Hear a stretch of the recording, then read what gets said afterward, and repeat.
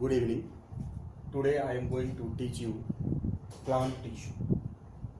Last video में हम लोगों ने देखा था कि tissue which present in plant is called plant tissue and the tissue which present in animals are called animal tissue. There are different types of tissue in plant and animal due to they have a difference in their body structure and other organization and function.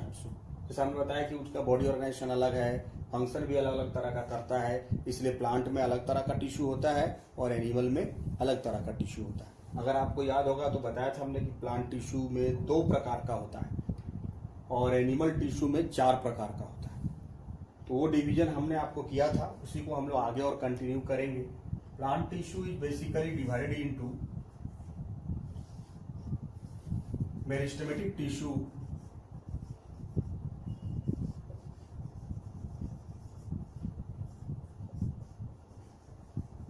Meristematic tissue and permanent tissue.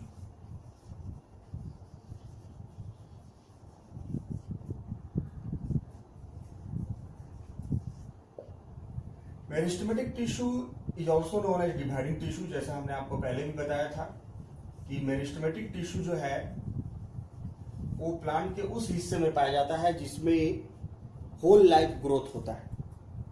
Plant के case में growth कुछ part ऐसा है जहां पर हमेशा growth होता है, तो मेरिस्टेमेटिक टिश्यू हर समय ग्रोथ करता है और प्लांट के उसी हिस्से में पाया जाता है जहां पर ग्रोथ कंटिन्यूअस होता है and they divide and grow, so they are called dividing tissue.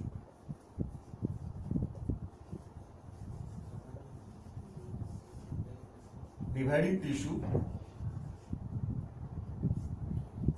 whereas after dividing, some part of the plant have lost the power of division and they differentiated into permanent tissue. As the name persists, these are the tissue which do not have any division and they have lost the power of division and it become permanent, so they are called permanent tissue. जो meristematic tissue है वो 3 प्रकार का होता है। Meristematic tissue का भी division है। इसमें जो पहला डिवीजन है मेरिस्टेमेटिक टिश्यू का वो है apical meristem. Apical meristematic tissue, meristematic tissue are also called meristem, so it is apical meristematic tissue. Apical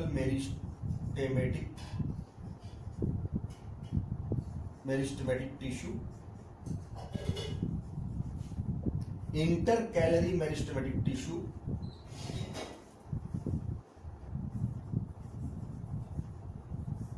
intercalary meristematic tissue,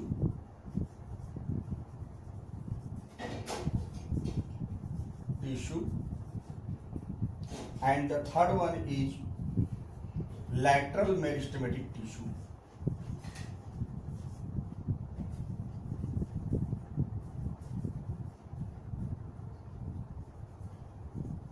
Lateral meristematic tissue. So the meristematic tissue on the basis of the region where it present, जहां पर ये तीनों present होते हैं उसके आधार पर, मतलब जहां पर वो प्रेजेंट होता है उसके आधार पर ये 3 प्रकार का होता है।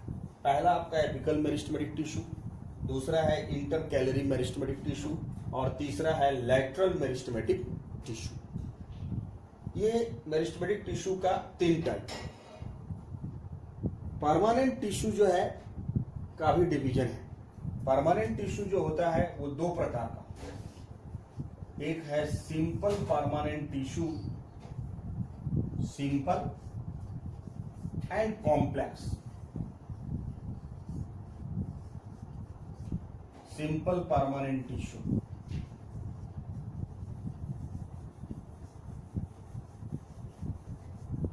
And complex permanent tissue.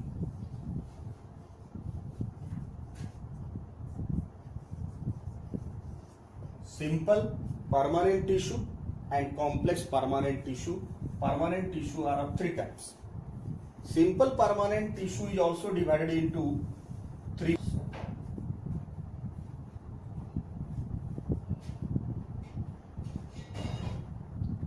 first one is parenchyma.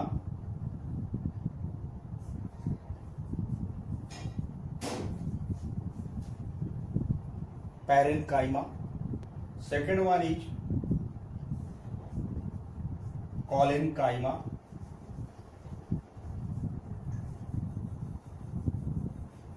MA, collenchyma. And third one is scleren. Scleren, SC, scleren, sclerenchyma.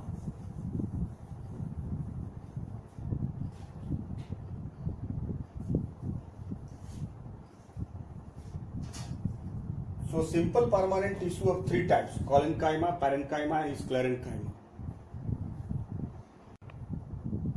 Parenchyma, collenchyma, and sclerenchyma. Simple permanent tissue is of three types: parenchyma, collenchyma, and sclerenchyma. The complex permanent tissue is again divided into two types. The first one is xylem and the second one is phloem. The complex permanent tissue is also called vascular tissue, which consists of xylem and phloem. So this is the division of plant tissue. So plant tissue has two types: meristematic and permanent. Meristematic tissue is divided into three types: apical, intercalary, and lateral meristem. Permanent tissue has two types: simple permanent tissue and complex permanent tissue. जैसा कि हमने आपको पहले भी बताया कि meristematic tissue जो है वो प्लांट के उसी हिस्से में पाया जाएगा जहां कंप्लीट डिवीजन होते रहता है।